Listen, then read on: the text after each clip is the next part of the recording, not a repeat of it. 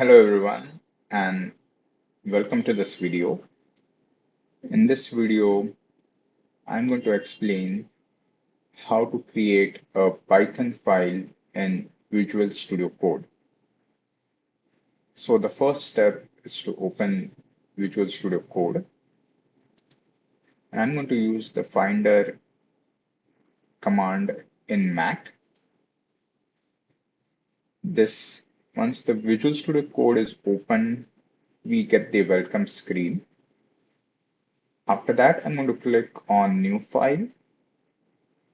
And over here, it tells you to create whether a text file or a Jupyter notebook. So rather than using this option, I'm going to click on File and then click on New File. And as you see, over here, it states that select a language to get started. So before we type anything, we will save this file.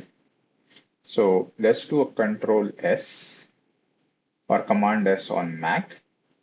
And we're going to save this on desktops. And let's call this test.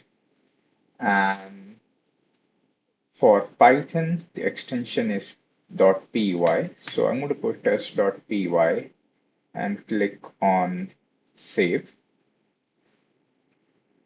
And this way, we have created a Python file in Visual Studio Code. Thank you.